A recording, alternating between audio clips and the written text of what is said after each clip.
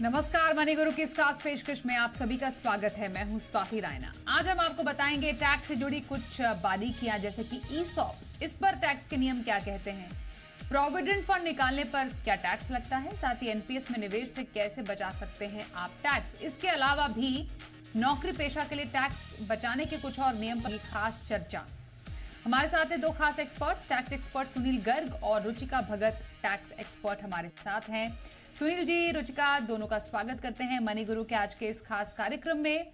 और कई लोगों के बहुत सारे सवाल होते हैं टैक्स से जुड़े हुए, और उनके जवाब हम तलाशने की कोशिश करेंगे। बहुत ही आसान भाषा में समझाएंगे कि क्या नियम कहते हैं और क्या करने की जरूरत है। सबसे पहले ईसॉप, इस पर जरा जानकारी ले लेते हैं कि ईसॉप कब जारी होते हैं किसी कर्मचारी को, क्या इस पर टैक्स के नियम कहते हैं और कैसे बचाया जा सकता है इस पर टैक्स। सुनील जी, आपसे शुरुआत करें तो ईसॉप सबसे पहले क्या होता है? देखिए स्वाति, बड़ा रेलिवेंट टॉपिक है और विशेषकर जो यंगस्टर्स हमको सुन रहे हैं, यंग एम्प्लॉयज हमें सुन रहे हैं आईटी से या बाकी जो दूसरी फील्ड से हैं, उनके लिए बड़ा ही ये ऐसा टॉपिक है जहाँ बड़ा कंफ्यूजन हमेशा से रहा है। ईसॉप की फुल फॉर्म होती है एम्प्लॉय स्टॉक ऑप्शन प्लान।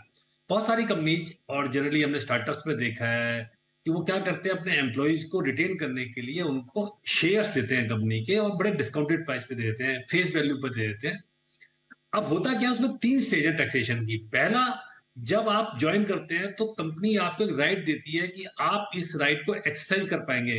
हो सकता है जब आपको ऑफर कर रहे हो कि आप एक्सरसाइज का राइट आपको 2 साल बाद मिल रहा हो या 3 साल बाद मिल रहा हो। जब आप वो राइट को एक्सरसाइज करते हैं स्वाति, मान लीजिए आपको 200 रुपए कंपनी की वैल्यू का शेयर है जिसकी फेयर मार्केट वैल्यू 200 रुपए है, और कंपनी ने आपको 10 रुपए में दे दिया, तो 190 रुपए को जो डिफरेंस था फेस वैल्यू और फेयर मार्केट वैल्यू में, उसको परक्विजिट माना गया सेक्शन 17(2)(6) में, और उस पर टैक्स लग जाता है एज ए सैलरी इनकम। और जब आप उस शेयर्स को बेचेंगे, यानी आपको 10 रुपए में शेयर मिला और आपको 200 रुपए के वैल्यू का 10 रुपए में शेयर मिला था, 190 तो आपने सैलरी से टैक्स दे दिया। आपने मान लीजिए 350 रुपए में बेचा उसको, तो जो 150 रुपए उस पर आपको कैपिटल गेन टैक्स लगता था। और ये डिपेंड करता है होल्डिंग पीरियड पर कि आपका होल्डिंग पीरियड क्या है, शॉर्ट टर्म में या लॉन्ग टर्म में। अगर अनलिस्टेड इक्विटी शेयर है, यानी जिसकी लिस्टिंग नहीं हुई है, वहां पर होल्डिंग पीरियड है 2 साल का। 2 साल से कम, 24 महीने से कम होगा तो शॉर्ट टर्म कैपिटल गेन होगा।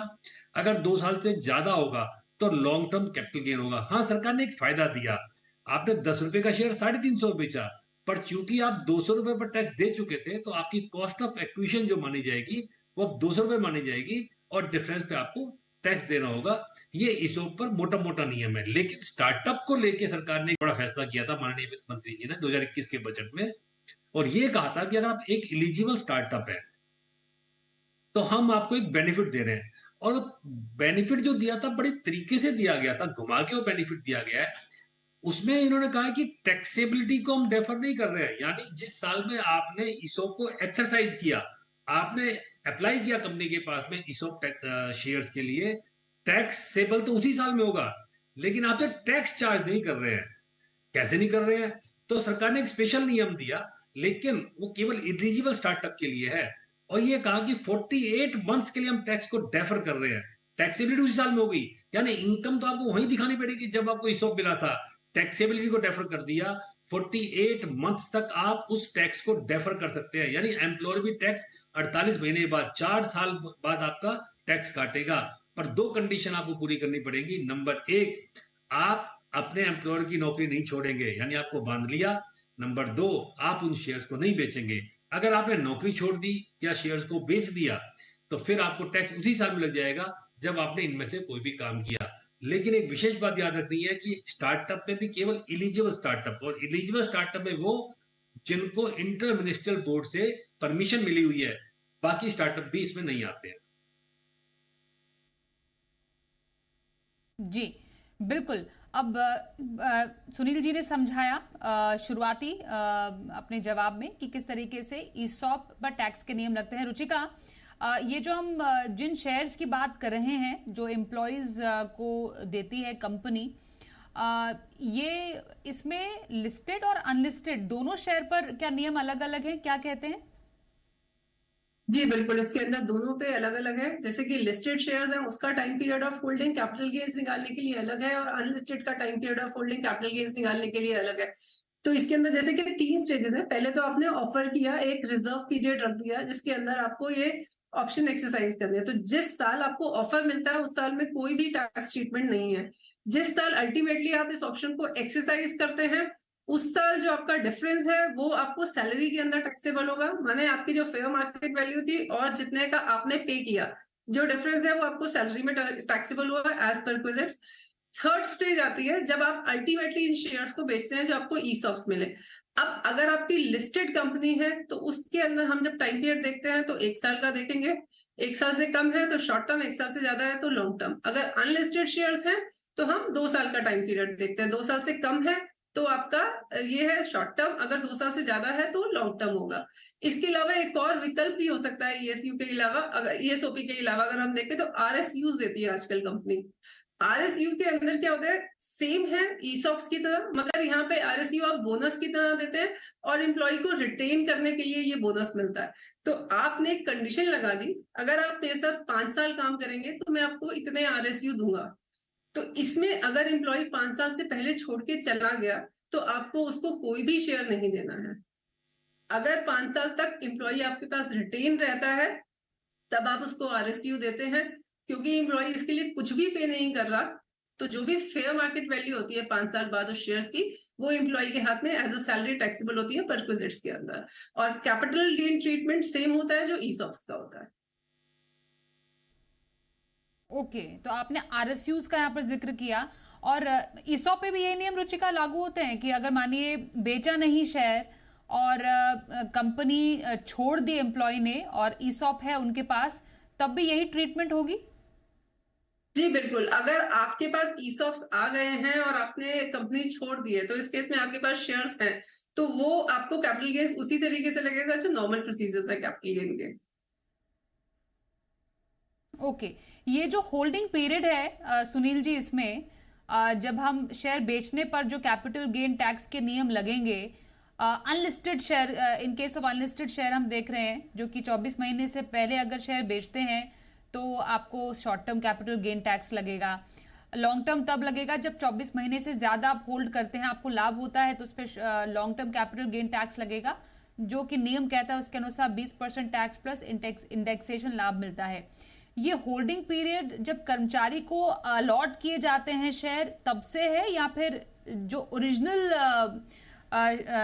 जो शेयर अलॉटमेंट होता है उसका कंपनी को, वहां से होल्डिंग मानी जाएगी? इसके बारे में अगर अंदाजा देंगे। नहीं स्वाति, देखिए जैसे अभी कहा कि 3 स्टेज है। जब आपको ऑफर हुई तो आपको शेयर्स आपको नहीं मिले। जब शेयर्स आप अलॉट करेंगे, जब आप शेयर्स होल्ड करेंगे तो होल्डिंग पीरियड आपका वहां से शुरू होगा, और उसके बाद में जब आप बेचेंगे तो उसका जो डिफरेंस होगा वो 24 मंथ्स होगा अनलिस्टेड के शेयर में, और अगर लिस्टेड है तो 12 महीने होगा। तो ऑफर के टाइम में आप शेयर होल्ड ही नहीं करते हो, आपको जब अलॉटमेंट होती है तभी आप शेयर होल्ड करते हो, तभी आपसे कंपनी पैसा लेती है। चाहे वो बोनस के रूप में दे तो कोई पैसा नहीं लेती है, अगर आपको फेस वैल्यू पे दे उतना पैसा आपसे ले लेती है। तो होल्डिंग पीरियड वही डिफरेंस माना जाएगा जब से आप शेयर्स होल्ड करने हैं। जब आप एक उसके ओनर बन गए, रजिस्टर्ड ओनर, तभी ने आपको अलॉट कर दिया आपके नाम से शेयर, आपको डिस्टिंक्ट नंबर दे दिए, तभी आप उसके ओनर बनते हैं। ओके। और इनकेस शॉर्ट टर्म गेन होता है ईसॉप से रुचिका, तो मतलब वो फिर एम्प्लॉय के सैलरी में ही माना जाएगा और उसकी जो ट्रीटमेंट होगी वो आय के हिसाब से होगी, रुचिका? जी बिल्कुल, अगर मैं शॉर्ट टर्म कैपिटल गेन की बात करती हूँ तो वो मेरी नॉर्मल इनकम की तरह टैक्सेबल होता है। तो एज एन एम्प्लॉय जो इंडिविजुअल के स्लैब रेट्स हैं वो स्लैब रेट्स जो है वो आपको एप्लीकेबल होते हैं। और अगर लॉन्ग टर्म कैपिटल गेन है तो आपको स्पेशल रेट ऑफ टैक्स लगता है जो कि 20% का है आपका। बिल्कुल। सुनील जी, क्या ये जो ईसॉप से शेयर मिलते हैं एक एम्प्लॉय को, क्या वो ट्रांसफरेबल होते हैं? वो क्या ट्रांसफर किए जा सकते हैं? देखिए, अनलिस्टेड कंपनी के शेयर्स तो वैसे ही फ्रीली ट्रांसफरेबल नहीं होते हैं बाय डिफॉल्ट, आप उनको ट्रांसफर नहीं कर सकते हैं, और एग्जिस्टिंग शेयर होल्डर को ट्रांसफर करने होते हैं। तो पहली बात तो ट्रांसफरेबल नहीं है। जहां तक लिस्टेड शेयर की बात है, अगर लिस्टेड शेयर लिस्टेड कंपनी है तो उसमें अगर कंपनी ने कंडीशन लगा रखी है तो आप ट्रांसफर नहीं कर पाएंगे, अदरवाइज आप ट्रांसफर कर सकते हैं, क्योंकि आप बेचेंगे कहां पर? लिस्टेड कंपनी के शेयर तो आपको स्टॉक एक्सचेंज में बेचने हैं। अनलिस्टेड कंपनी के शेयर ऑफकोर्स आप मार्केट में नहीं बेच सकते, फ्रीली शेयर ट्रांसफरेबल नहीं है। तो कंपनी ही उसको परचेज करती है, बाईबैक करेगी या किसी और को जो एग्जिस्टिंग शेयर होल्डर है वो परचेज करेगा उसके। ओके, तो ये कुछ हम बारीकियां समझ रहे हैं ईसॉप से जुड़ी हुई। इस पर और भी सवाल हम लेंगे, लेकिन जो सवाल आ रहा है वो अब एक और कंपोनेंट से जुड़ा हुआ आ रहा है, जो कि एक नौकरी पेशा के लिए काफी इंपॉर्टेंट होता है। वो होता है प्रोविडेंट फंड। तो प्रोविडेंट फंड पर लोगों को नियमों में कई बार बहुत सारे असमंजस और कंफ्यूजन हो जाती है। तो रुचिका, एक बेसिक नियम जो है प्रोविडेंट फंड पर टैक्स का, वो क्या कहता है? लोग कई बार पूछते हैं कि हमें प्रोविडेंट फंड निकालने की जरूरत पड़ रही है किसी एक पर्टिकुलर उनके कुछ जरूरी काम के लिए, तो कब प्रोविडेंट फंड से विड्रॉल या निकासी अलाउड है और कब इसकी इजाजत नहीं मिलती है? देखिए, प्रोविडेंट फंड में एम्प्लॉयर और एम्प्लॉय या 12% कॉन्ट्रीब्यूट कर रहा है, क्योंकि इक्वल कॉन्ट्रीब्यूशन है, या 1800 रुपए पर मंथ कॉन्ट्रीब्यूट करता है। जब मैं निकालने की बात करती हूँ, तो अगर आपकी 5 साल की रेगुलर जॉब है, इंक्लूडिंग आपका पुराना वाला अगर जो एम्प्लॉयर है जहां पे आप काम कर रहे थे, प्लस जो करंट एम्प्लॉयर है, रेगुलरली अगर आप 5 साल काम कर रहे हैं तो आप उसके बाद विड्रॉ कर सकते हैं। एक चीज। दूसरी चीज, अगर आप 55 ईयर्स के हो गए हैं तो आप विड्रॉ कर सकते हैं, उस केस में 100% विड्रॉल अलाउेबल है। उसके अलावा अगर आप 54 ईयर्स की एज के हैं तो उस केस के अंदर आप 90% जो है वो विड्रॉ कर सकते हैं। अपार्ट फ्रॉम दिस कुछ कंडीशंस लगाई गई हैं, अगर ये कंडीशंस फुलफिल होती हैं तो भी आप विड्रॉ कर सकते हैं। जैसे अगर आपकी मैरिज है घर में, या फिर आपका हेल्थ की कोई कंसर्न है, या 1 महीने से आप नौकरी पे नहीं थे, आप अनएम्प्लॉयड हैं, तो आप 75% विड्रॉ कर सकते हैं। अगर आप 2 महीने से ज्यादा अनएम्प्लॉयड है तो आप 100% विड्रॉ कर सकते हैं।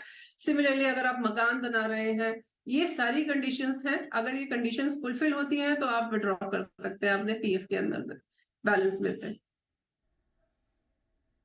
ओके, कौन कौन से कंडीशंस हैं सुनील जी जिसके तहत पीएफ निकालने की इजाजत है? क्योंकि ऐसा तो नहीं है कि मन किया पीएफ, किसी को जरूरत पड़ गई कि एक नया फोन खरीदना है या वेकेशन के लिए जाना है, पैसों की किल्लत हो रही है, तो चलिए पीएफ के पैसे से थोड़ा पैसा निकाले। तो ऐसा तो शायद नहीं है। इसलिए कौन सी ऐसी इमरजेंसी या जरूरी सिचुएशंस है जिसके तहत ही पीएफ से पैसे निकालने की इजाजत दी जाती है? देखिए, पीएफ एक रिटायरमेंट बेनिफिट की तरह काम करता है कि आपको सरकार चाहती है जब रिटायर हो जाए तो आपको उसके बाद आप उससे पैसा निकालें। तो इसलिए कुछ कंडीशंस लगा रखी है, जैसे रुचिका ने बताया कि आपको मकान बनाना है, आपको मैरिज में जाना है, आपकी बेटिया की शादी करनी है, तो ऐसी कुछ कंडीशंस हैं, या आप अनएम्प्लॉयड हो गए तभी आप पैसा निकाल सकते हैं, वरना आप पैसा नहीं निकाल सकते, क्योंकि सरकार ने आपको इतने टैक्स बेनिफिट उसमें दिए हैं। ये एक बात ऐसी स्कीम बची है जो ई में आती है, एग्जेम्प्ट एग्जेम्प्ट एग्जेम्प्ट, यानी जब आप पैसा डालते हैं तो एग्जेम्प्ट, उस पर मिलने वाला ब्याज एग्जेम्प्ट, और उससे पैसा निकालते हैं तो एग्जेम्प्ट। अब चूंकि फाइनेंस एक्ट 22 में थोड़ा चेंज किया था कि अगर 2.5 लाख रुपए से ज्यादा कंट्रीब्यूट कर रहे हैं प्रोविडेंट फंड में, तो उससे अलावा जो आप कंट्रीब्यूट करेंगे, एक्सेस जो अमाउंट कंट्रीब्यूट करेंगे, उसकी इनकम टैक्सेबल होगी। 2.5 लाख तक आप हर साल जो कंट्रीब्यूट करेंगे, उसकी इनकम, उसकी ब्याज की इनकम भी टैक्सेबल नहीं होगी। तो अगर सरकार ने कुछ बेनिफिट आपको दिए हैं तो ऑफकोर्स उसमें रेस्ट्रिक्शंस भी लगाई हैं, क्योंकि उसका उद्देश्य यही था कि आप जब रिटायरमेंट हो उसके बाद उस पैसे का इस्तेमाल करें। बिल्कुल। और जब नौकरी बदलते हैं रुचिका, तो कहा जाता है कि बेहतर रहता है कि आप अपना पीएफ अकाउंट ट्रांसफर करा दें। आप ए कंपनी में नौकरी कर रहे हैं, आप बी कंपनी में शिफ्ट हो रहे हैं, तो आप अपना पीएफ ट्रांसफर करा दीजिए। उस केस में जो यूनिवर्सल अकाउंट नंबर एक होता है, क्या वो भी बदल जाता है? क्या मल्टीपल यूएन नंबर भी हो सकते हैं किसी एक व्यक्ति के? क्योंकि ऐसा सवाल लोगों के कई बार मन में आता है जब वो अपना पीएफ बैलेंस चेक कर रहे होते हैं, उनके मन में कंफ्यूजन होता है कि कौन से अकाउंट नंबर से उनको पीएफ बैलेंस चेक करने की जरूरत है। जब आप इस तरह से जॉब चेंज करते हैं तो हमेशा हम ये सजेस्ट करते हैं कि आप अपना पीएफ जो है वो विड्रॉ नहीं कीजिए, क्योंकि जब आप विड्रॉ करेंगे तो आपको वो टैक्सेबल हो जाएगा। तो अच्छा ये है कि आप अपना पीएफ बैलेंस जो है वो कंटिन्यू करें। इसका मतलब ये हुआ कि आपकी जो भी अगली नौकरी है, आप अपना पीएफ बैलेंस जो है वो एज इट इज जो है वो आगे कंटिन्यू करें। तो अगर हम जब ये कंटिन्यू करते हैं तो हमारा जो यूएन नंबर होता है वो एज इट इज आप नेक्स्ट एम्प्लॉयर को देते हैं कि मेरा ये वाला यूएन नंबर है, तो उस वाले पोर्टल पे वही सेम नंबर जो है आपके कंटिन्यू करता है आगे। तो नौकरी पेशा है तो कौन से टैक्स के नियम आपके लिए जानने जरूरी हैं, और उनमें से कुछ की चर्चा हम आज खास कर रहे हैं। टैक्स एक्सपर्ट सुनील गर्ग और रुचिका भगत हमारे साथ हैं। रुचिका, एनपीएस की बात कर लेते हैं। एक बहुत ही पॉपुलर इन्वेस्टमेंट ऑप्शन है और सबसे कमाल की बात है कि इसमें भी आप अतिरिक्त टैक्स बेनिफिट ले सकते हैं। तो एक नौकरी पेशा के लिए एनपीएस में टैक्स का फायदा क्या है और कैसे बचा सकते हैं ये अतिरिक्त टैक्स? ये एनपीएस में तो खास बेनिफिट दिया हुआ है सरकार ने सेक्शन 80 के अंदर। माने आप 1.5 लाख की तो डिडक्शन 80C के अंदर लेते ही लेते हैं, मगर अगर आपने एनपीएस में इन्वेस्ट किया है तो उसमें अलग से आपको इन्वेस्टमेंट में 50,000 रुपए की और डिडक्शन भी मिलती है। तो अगर मैं एनपीएस को जब देखती हूँ तो एक तरह से मैं उसको 3 सेगमेंट्स में डिस्ट्रीब्यूट कर सकती हूँ। एक, जब मैं एम्प्लॉय का कॉन्ट्रीब्यूशन देखती हूँ तो हमारा जो 80C के अंदर 1 के अंदर आता है, उसके अंदर आपको 1.5 लाख की डिडक्शन मिलती है। उसके बाद जब मैं अगर एम्प्लॉय और कंट्रीब्यूट करना चाहता है, माने एम्प्लॉय कहता है मैं पूरे 2 लाख रुपए एनपीएस के अंदर इन्वेस्ट करने हैं, तो उसके अंदर 1.5 जमा 50 पूरे 2 लाख रुपए की डिडक्शन मिलेगी। इसके अलावा अगर आपका एम्प्लॉयर जो है वो भी कंट्रीब्यूट करता है, वो 10% ऑफ बेसिक पे और 1.5 डीए या फिर 7.5 लाख तक, वो भी आपको डिडक्शन उसके अंदर मिलती है सैलरी में से। तो एनपीएस में ये कुछ कमाल की बातें हैं जिसको ध्यान में रखने की आपको जरूरत है जब आप टैक्स बेनिफिट लेते हैं। ये तो हमने कुछ जरूरी छूट की बात कर ली जो कि एक नौकरी पेशा को पता होनी चाहिए। यूँ तो है बहुत सारी छूट, लेकिन हमने उनमें से कुछ चुना है आज ऐसी छूट को। लेकिन अब जरा थोड़ा सा रिटर्न की तरफ आ जाते हैं, क्योंकि हाल फिलहाल में हमने देखा कि कई लोगों को नोटिसेस मिल रहे हैं। तो क्या आपको वाकई घबराने की जरूरत है, क्या चिंता का विषय है और क्या करना चाहिए ऐसे समय में, ये समझते हैं। सुनील जी, रिटर्न भर लिया, तारीख भी चली गई, लेकिन नोटिस कई लोगों को आए हैं। तो सबसे पहले मुझे बात समझाइए, नोटिस मिले तो करना क्या चाहिए, और नोटिस और कई बार इंटीमेशन का मेल भी आता है लोगों को, क्या फर्क है दोनों में? देखिए स्वाति, होता क्या है कि जैसे ही हम रिटर्न फाइल करते हैं उसके बाद हम चैन की नींद सो जाते हैं और ये पलट कर देखते नहीं कि हमारी रिटर्न प्रोसेस हुई या नहीं हुई, कोई गलती तो नहीं हुई उसमें। तब सरकार ने एक नियम बना दिया है। ये कह दिया कि हर रिटर्न को डिपार्टमेंट प्रोसेस करेगा और प्रोसेस करने के बाद आपको इंटीमेट करेगा कि क्या जो आपने टैक्स की कैलकुलेशन की थी वो सही है, नहीं है, उसमें कोई डिमांड तो नहीं है, आपने कोई रिफंड क्लेम किया था वो रिफंड उतना ही दे रहे हैं या कम दे रहे हैं, या आपने जो टैक्स जमा करवाया था क्या आपने कम तो टैक्स जमा नहीं करवा दिया, क्या और टैक्स तो जमा नहीं करवाना। तो ये मैंडेटरी इंटीमेशन सबको आती है 143(1)(a) में। और लोग क्या गलती करते हैं कि जैसे इंटीमेशन आती है उस इंटीमेशन का ध्यान नहीं रखते हैं। अगर कोई डिमांड उसमें आ गई है तो सबसे पहले आपको देखना चाहिए, अगर आपको इंटीमेशन आई है तो सबसे पहले आप देखिए कि आपको जो आपने कैलकुलेशन की थी और जो डिपार्टमेंट ने कैलकुलेशन करके दी है वो एक कैलकुलेशन शीट देता है आपको कि आपकी कैलकुलेशन क्या थी, हमारी कैलकुलेशन क्या है। अगर सब कुछ ठीक है तो कोई बात नहीं, अगर कोई डिफरेंस है तो कृपया चेक कीजिए कि डिफरेंस क्यों है। अगर कोई डिमांड आ रही है तो आपको तुरंत एक रेक्टिफिकेशन लगानी चाहिए पोर्टल पर जाकर ही, और डाल दीजिए कि साहब हमारे हिसाब से तो ये इतना ही कैलकुलेशन बनती है, आपकी कैलकुलेशन में ये डिफरेंस है, हम इसको नहीं मानते, we do not accept this demand. अगर आपने उस डिमांड को डिनाई नहीं किया या आपने रेक्टिफिकेशन नहीं लगाई तो आप मान लीजिए और डिमांड आपकी कंफर्म हो जाती है, विद इन 30 डेज आपको जमा करवानी पड़ती है। अगर आप जमा नहीं करवाएंगे तो 12% का इंटरेस्ट पर एनम का उस पर लागू हो जाता है। जहां तक सवाल है नोटिस का, देखिए इंटीमेशन एक स्यूमोटो एक्शन है डिपार्टमेंट का। नोटिस एक कार्रवाई की सूचना है कि हम आपको एक इंटीमेट कर रहे हैं कि आपको एक नोटिस दिया जाता है और नोटिस में आपसे एक स्पेसिफिक क्वेरी पूछी जाती है। दो तरह के हमारे यहाँ पर असेसमेंट होती है, एक होता है रेगुलर असेसमेंट, एक होता है income escaping assessment. Regular assessment में 30 जून तक नोटिस आते हैं जिनको आने होते हैं, तो उसमें सरकार आपसे कोई लिमिटेड स्क्रूटनी पूछती है कि, और जैसे सरकार कहती भी है कि हम 2 से 2.5% रिटर्न को ही असेस करते हैं रेगुलर, बाकी हम किसी को असेस नहीं करते हैं, बाकी 97% को तो हम एज इट इज एक्सेप्ट कर लेते हैं। तो जहां आपको असेसमेंट का नोटिस आया है, इंटीमेशन में केवल आपको कैलकुलेशन शीट चेक करनी है, नोटिस में आपको इंफॉर्मेशन मांगता है पर्टिकुलर असेसिंग ऑफिसर कि ये इंफॉर्मेशन हमें दे दीजिए ताकि हम आपकी इनकम को असेस कर सके। उसको लगता है कि आपने जो इनकम दिखाई है वो कम दिखाई है या आपने कोई इनकम छुपा ली है, तो ये रेगुलर असेसमेंट है। और एक और नोटिस जिसको खतरनाक नोटिस कहते हैं, इनकम एस्केपिंग असेसमेंट, कि आपको इनकम दिखाना भूल गए, आपने छुपा ली, बचा ली, नहीं बताई, तो 10 साल तक सरकार आपको नोटिस देके उस पर नोटिस देकर आप केस को खोल सकती है, रीअसेस कर सकती है और आपको टैक्स डिमांड कर सकती है। तो ये काफी गंभीर मामला हो जाता है। तो मतलब रुचिका, अगर नोटिस मिला, उसका जवाब नहीं दिया तो पेनल्टी भी होगी, और साथ ही साथ पेनल्टी के साथ जुर्माना भी लगेगा, और फिर मुश्किलें बढ़ सकती हैं। जी बिल्कुल, ये वाली बात सच है। अगर आपको नोटिस आता है तो उसको सीरियसली लीजिए। देखो, इंटीमेशन और नोटिस में फर्क है। सबसे पहले एसएससी को ये जानना जरूरी है कि इंटीमेशन क्या है और नोटिस क्या है।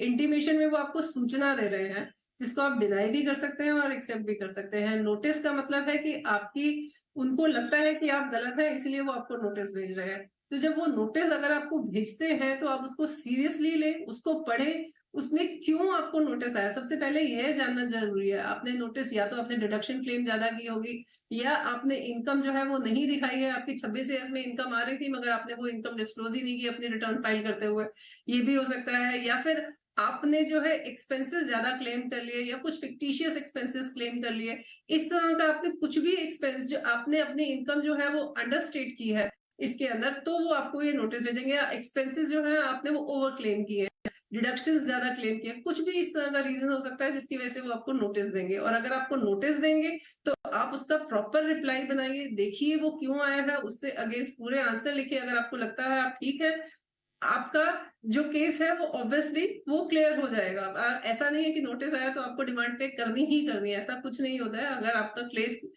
क्लीन एंड क्लियर है तो उस केस में आपका नोटिस जो है वो जीरो असेसमेंट पे खत्म भी हो सकता है। ये आजकल नई तारीख चल रही है कुछ, सुनील जी, 31 अक्टूबर तक रिटर्न भरने की। क्या है ये नई तारीख? ये 31 अक्टूबर का मामला क्या है? और 31 अक्टूबर या 31 दिसंबर, जरा इसको क्लियर कीजिए सर।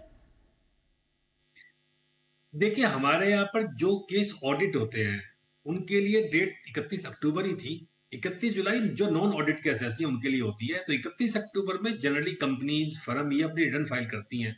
उसके साथ साथ जो पार्टनर है फर्म के, चाहे वो इंडिविजुअल है, लेकिन अगर आप ऐसी किसी फर्म में पार्टनर है जहां पर आपको, जिसका टैक्स ऑडिट होता है, जिसका ऑडिट होता है, तब भी आपकी जो ड्यू डेट है वो 31 अक्टूबर है। तो यानी 31 अक्टूबर तक जो असेसी रिटर्न फाइल कर रहे हैं, और वही फाइल कर सकते हो एलिजिबल असेसी हैं, उनके लिए कोई लेट फीस नहीं है, कोई ब्याज नहीं है। लेकिन अगर कि आपकी ड्यू डेट 31 जुलाई थी तो आप लेट हो चुके हैं, आपको ब्याज देना पड़ेगा, और आपको लेट फीस भी लगती है 5,000 रुपए की। हाँ, आप 31 दिसंबर तक अपनी रिटर्न को फाइल कर सकते हैं विद लेट फीस और विद इंटरेस्ट। इसका मतलब ये हुआ, जिनकी डेट 31 जुलाई थी उनको 5 महीने सरकार देती है रिटर्न को रिवाइज करने के लिए, और जिनकी डेट 31 अक्टूबर है उनको 2 महीने का समय देती है। 31 दिसंबर के बाद पोर्टल बंद हो जाता है। 31 दिसंबर के बाद में आप कोई रिटर्न फाइल नहीं कर सकते, कोई रिवाइज नहीं कर सकते। हाँ, आईटीआर यू का आपको ऑप्शन खुलता है, जो कि 25% और 50% पेनल्टी के साथ आता है। जी बिल्कुल सर। तो ये हमने समझा रिटर्न और नोटिस से जुड़ी हुई और इंटीमेशन में क्या फर्क होता है, उससे जुड़ी हुई बारीकियां। बहुत धन्यवाद करेंगे सुनील जी आपका और रुचिका आपका भी हमारे साथ इस चर्चा में शामिल होने के लिए, और तमाम कंफ्यूजन को दूर करने के लिए। तो इस पेशकश में बस इतना ही। रुकते हैं एक ब्रेक के लिए, देखते रहिए जी बिजनेस।